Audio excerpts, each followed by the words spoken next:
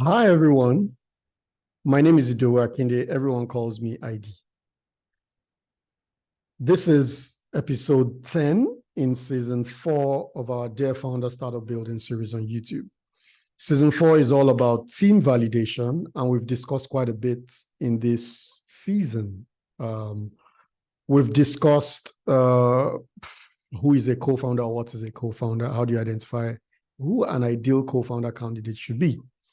When you have a clear idea what to look for, who qualifies to be a co-founder, we then treated the topic of what should you be looking for as you scan candidates, as you scan around, around town, looking for co-founder candidates. And then thirdly, we discussed when you find a few candidates that meet your filters, your criteria, your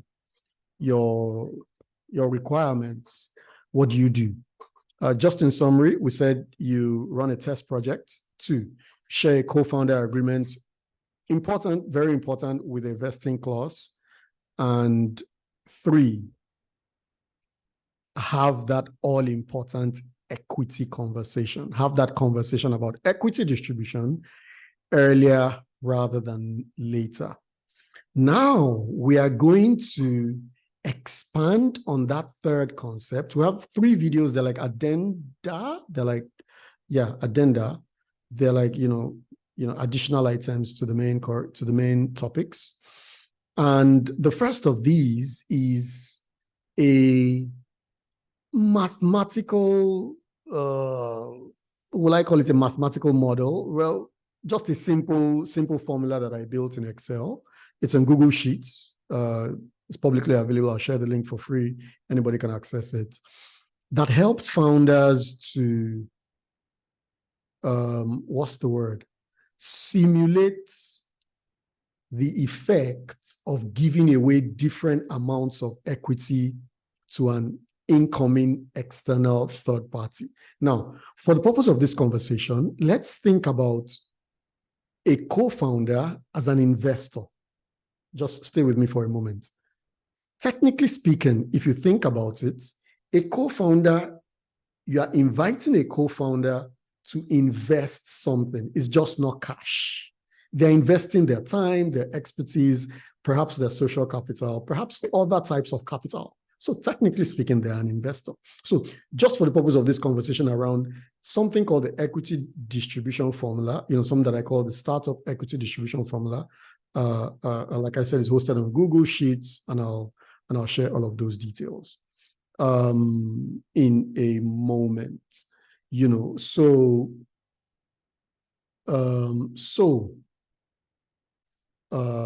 is what I'm talking about, right? So think about your incoming co-founders, when you're the lead founder and you're inviting other people to come on this journey with you as investors. Technically speaking, they're investing something, right? Sweat equity. It's just not cash, it's just not money. But before we discuss that, there's a very important and salient topic, right? Salient underlying topic that we need to cover before we go into those details. And I'll explain this topic, okay? Now, a lot of founders, and I've spoken to literally hundreds of founders, right? Founders often, it's obvious when I hear founders talk that their mental conceptualization of equity is like a pie that is to be divided in half, okay? Or an orange that's to be divided in half, or something like this, like an item that you divide in half. Actually, that's not accurate. The concept of equity, right, is such that equity is additive and not subtractive. So what that means is when you think that, oh, I'm bringing someone in, I'm going to cut 25%, I'm going to give away 25%. Okay, and some of this thinking reflects in our language. I'm going to give away 25% of this company to that incoming co-founder. By using that word giveaway, you're already reinforcing the inaccurate concept of subtractive equity to yourself. But actually, equity doesn't work that way. You are actually not adding 25%. What you're doing by giving someone 25% is that you are bringing 100% of what you had or represented as an entity before, you alone on the startup, and then you are adding what that person is bringing. Perhaps that person is bringing something, okay? What could I find here? Perhaps that person is bringing something, okay? This thing is, let's just say, 25% of the weight of the weight of this, right? So let's say this is 100% and the lead founder, and this is 25%, the incoming co-founder's contribution. Now, what you're doing is you're not cutting out 25% of this and then inserting that 25% into this existing entity. You're actually adding new value to this existing entity such that 25% of the new aggregate object that is created when you add these two together, 25% of that new resulting object goes to the new party. This is how equity works. Armed with, now let me take that again. It takes a while for it to sink in. You may need to watch this video more than once, or, not necessarily replay this in your mind more than once until you get it. Equity is not subtractive. You don't give away equity, technically speaking, okay? You add other people's value to the value that you have, and then you distribute, or you, quote unquote, share the new entity that is created. So, which is why every time, if you think about it, every time a company receives an investment, if you look at all the companies that you know that you aspire to be like, that have received some kind of investment, when investors pump money or put money into those companies, you notice that the market value of the shares of the founders that exist as at today remains the same or goes up. The founders, the dollar value of those shares increases, but the percentage equity that particular shareholder or founder or co-founder used to hold becomes smaller. That's because the investor has calculated that the value that they are bringing, cash, or rather financial capital, intellectual capital, social capital, and other types, all of that aggregates value that they are bringing, added to the value that the founders have created initially before inviting the investor. Bring that together, and then whatever slice you cut off from the new entity for the pre-existing founders needs to be worth more than what they had on their own before the investor had. So let's case, and we'll look at some examples. I have a few visual descriptions here. We'll take a few examples, but that's the concept of equity, and that's how equity works. Equity is additive and not subtractive. Equity is not subtractive, it is additive. So that's the first concept. There is a formula. For those of you that are mathematically minded, I always like to say that math is a language. Math is probably one of the simplest things to learn on the planet. It is, and I say that with all due respect. It's a language. It's a language that describes the world around us: trigonometry, algebra, curvatures of items, angle of approach, angle of attack. Let's not go into that. There is a formula for capturing the relationship between your equity today as a solo founder and your equity tomorrow after you have accepted someone's offer of $1 million for 10% or for 30% of your company. There is a formula that can help you visually appreciate the impact of that incoming money. And we'll take a look at that formula shortly. So let's move on. So this is the equity distribution formula. This is the thinking behind it. This is the theory behind it. It's 1 divided by 1 over x. That's the formula. Or 100% divided by 100% minus x%, where x% is the incoming party's shareholding. Okay, all right. Oops, sorry, that we should be going forward. So we'll copy this. I'm gonna need to stop this.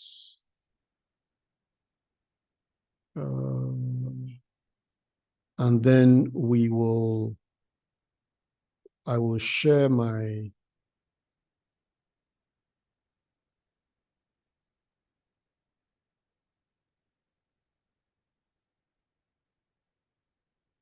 there we go. Yeah.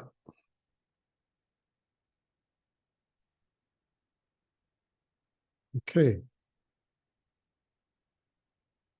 So I'm going to share this screen now. The browser screen. And we'd be good to go. But just before we share the browser screen, let me explain what's going on this particular slide, and then we'll run along to that. So I've opened this link in, this is the link to the startup equity distribution formula, the one whose screenshot is that has a screenshot on the screen. You can type it into your browser or just wait for a few seconds and we'll look at it together in the browser. Scenario 1, what's happening here? We have a solo founder. A solo founder obviously owns 100% of the stock, 100% of the equity. Who is inviting? So if someone wants to join your startup with a target ownership of 10%, okay, then the new entity needs to be worth at least 1.11x the current worth. And if you look at it here, this formula, okay, I didn't place the mouse on this particular cell so that you would see the formula, but the valuation before the dilution, before the investment of this person that wants to take 10% is $1 million, and it's only wholly owned by one person. Now, this solo founder is accepting an offer from an investor for 10% of the equity. This solo founder needs to, if this investor is offering $50,000 for a company that was worth $1,000, could this new investor invest $50,000 for 10%, or should they be thinking about investing $500,000 for 10%, right? How do you determine what number is appropriate for 10%? And that's the question that this formula helps us answer. Okay, so valuation before is 1.1 million. If somebody wants to come in at 10%, then if you look at the value of this 100% here, right, that belongs to the solo founder, this person currently owns stock. It's paper money, but at least it's money in today's standards. It's paper money, but it's stock money, right? It's valuable money. It's $1 million in 100% equity. Now, the trick is that even if you are bringing somebody, for whatever percentage that you're going to give the new person that you are bringing, you obviously cannot lose money. Your $1 million needs to remain intact. And so this formula, 1 over 1 minus x, helps you preserve, after giving that person 10%, you remain with 90%, okay? And that 90% is still worth $1 million, even though it is 90% of the new entity. So if you remember my example with this one, this new entity that is formed by combining these two entities into a new entity, if you take 90% of this new entity, it needs to be worth no less than what this entity alone was worth, right? And there we have that. There we have that formula. So a solo founder owns 100% of a company that's currently valued at $1 million. They invite someone to take 10% equity. That person needs to be bringing in, at the very least, this red column here, right? $111,111 $111 to complement the $1 million that is currently owned by that person, so that this new startup can be worth an amount that when you take 90% of it, that person can still be worth $1 million. So the effect of this is that the translation in normal everyday language for this is that this founder, the solo founder, has a framework for discussing and negotiating with an investor to say, oh, dear investor, I hear you say that you want to come in with $50,000 for 10%, but actually, the company is currently valued at $1 million, and the minimum that I can agree to for a 10% equity stake in the new entity that will form when you bring your value is $111,111, because that is the minimum amount below which I, the former owner of $1 million in stock, will not lose value. Anything below this amount, if this person brings anything below 111,111 to this table, or to this party, to this table, they will be diminishing the value of this previous co-founder, of this previous founder. And so that person's equity will not be up to that amount anymore. And so that person has lost money just by inviting a third party. So equity is not subtractive, equity is additive. Again, we mentioned during one of our previous sessions that one of the tough conversations you're going to have, and it's normal, I've been through many of them with local investors over here in Nigeria, is one wherein an investor that is sitting across the table from you gives off the vibe to you of, come on, it's take it or leave it. I am dictating the terms in this conversation, in this relationship, in this negotiation. These are my terms. I'm taking 70% of this company because I'm bringing this, that. And, you can take it or you can leave it. Or I'm taking 50% of your company. I'm taking 49% of your company. Now, oftentimes, many inexperienced investors use this, I am the bigger person in this conversation, to, quote unquote, bully younger founders into accepting a term sheet, right? A set of terms like this. But what I'm doing today is that I'm arming you with a comeback, with a clap back. I'm giving you something that you can use to redirect that conversation and gear the conversation towards, I hear you, sir, right? And I understand you're bringing a lot of value, right? But there is a numerical reality to the current state of my startup. As it is right now, my startup is currently valued at $1 million. And if it's valued at $100,000, say it's valued at $100,000, the numbers will just change appropriately, pro rata, right? So my startup is currently valued at $1 million. If you look at this formula that I'm showing you right now on the laptop, this is the formula for calculating equity distribution in startups. If you want to take 5%, if you want to take 10%, or if you want to take 50%, like you said, then I'll put in 50% there, and we'll see what the minimum amount of value that you need to bring in needs to be to earn 50%, right? Because there is an implication to these things, right? You're bringing new value, it needs to be proportionate to the new entity that we are creating. So if you are bringing a total of $100,000 worth of value in maybe $50,000 cash, $25,000 worth of social capital, another $25,000 worth of intellectual capital, just for discussion purposes, let's say you're bringing $100,000 worth of capital, right, into the company that is worth $1 million.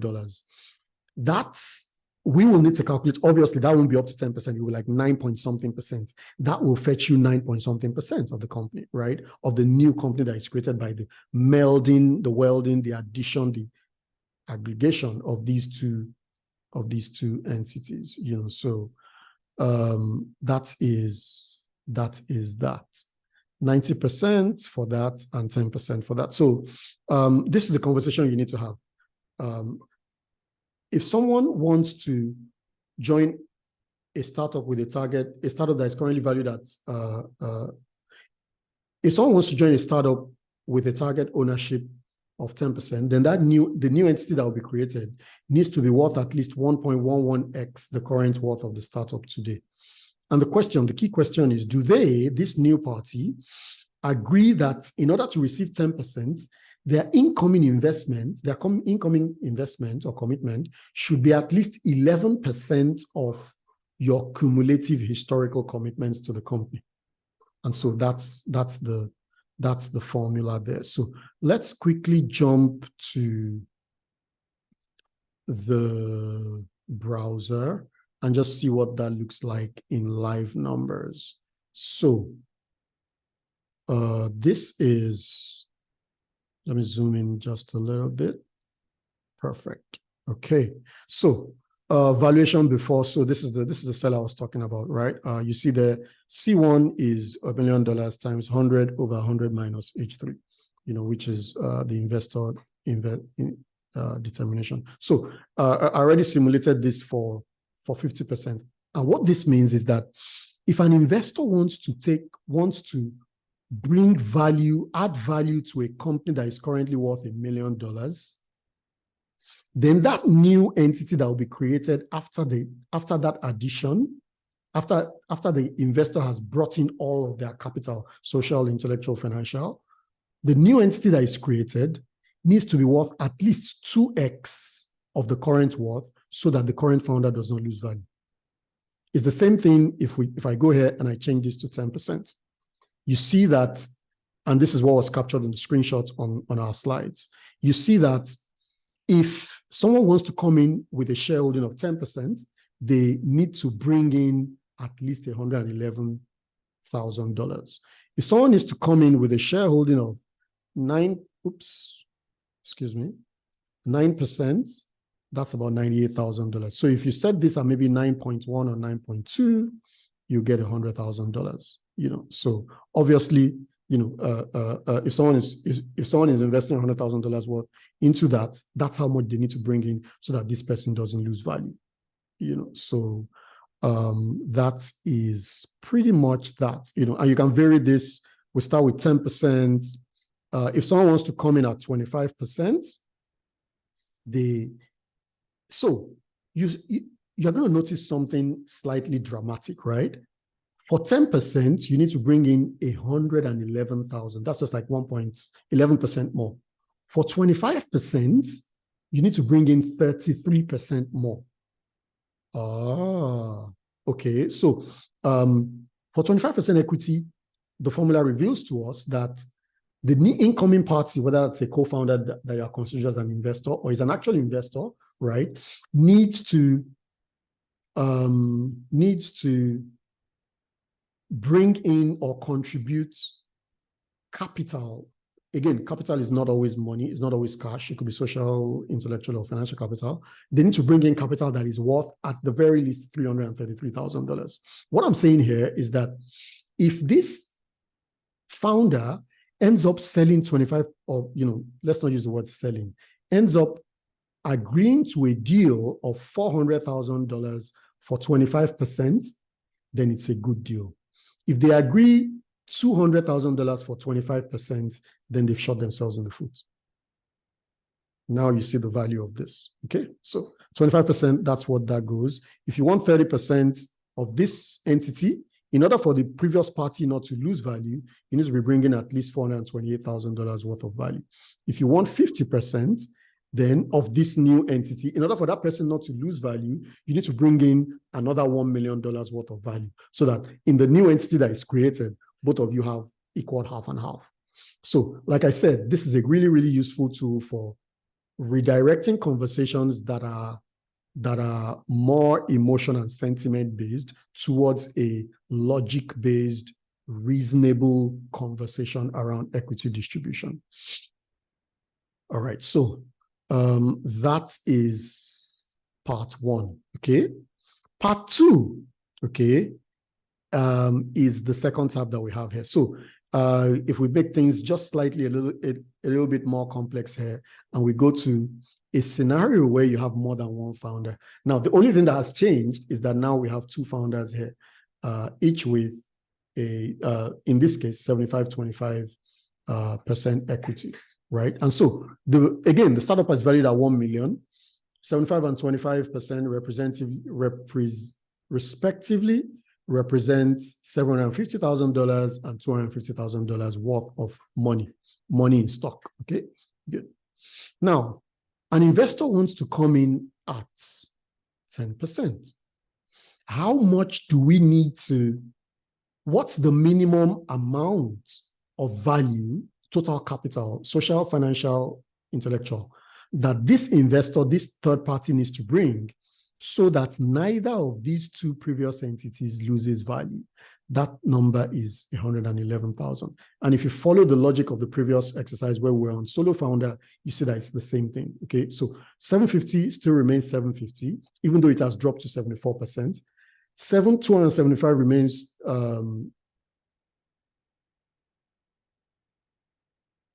okay, yeah, that's correct. Excuse me. You know, 1 second. Oh, sorry. That's not how that goes. That's not how to change that. That needs to become, so there's a 10% distribution here, which is what we have here. So I'm going to make this C23, and then I'm going to copy this. Don't worry about the formula. It's easy to appreciate. So if someone wants to come in, yeah, this is the set of numbers. So this is what I just replicated up there. So if someone wants to take 10% of the company, where you have two co-founders previously valued at 750 and 250 respectively, they need to bring in at least $100,000. If they're bringing in 150, it's a good deal. For 10% of this startup, it's a good deal. If they're bringing in 65, it's not a good deal, okay? Because here, according to this formula, these guys' equity is preserved. The value of their equity is preserved. If I go here and I change this to, give me 25%, 25% is E25. Oops. E23. And I do a copy, you see that, again, value is preserved. 75 is 75 over there. 25 is 22. Sorry, 750K, 750K over there. 250K is 250K over there. But this investor needs to bring in $333,000 in value. Now, you may value, that may be $200,000 or $250,000 in cash, and the rest in, kind or, non-cash equity, and so on and so forth. So I mean, that's that. And if someone ridiculously asks for 70% is G23. Just to round off this episode, if I do a copy, you see that person, for a company that is currently worth $1 million, that person needs to bring $2.3 million, and that obviously is that much, so that's pretty much that. Let's go back to our slides and round this up quickly. So, oh dear. We're back to the same thing. Here you are. All right. So scenario one here, 10% needs to if you want 10%, then you need to contribute 11% of what the founders have generated previously before you came to the conversation. If you want 25%, then you need to bring in 33% of their cumulative historical contributions. If you want 50%, then you need to bring 100% of their cumulative historical contributions on that solo founder. And this is the two founder scenario, is the same thing that we saw on the live Excel sheet. So that's the link to that Excel sheet. It's available. Please feel free to use it as you will and tell me all about it in the comments. Itching, I can't wait to hear your feedback. Thank you very much for tolerating my hallucinations. I'll see you on the next one.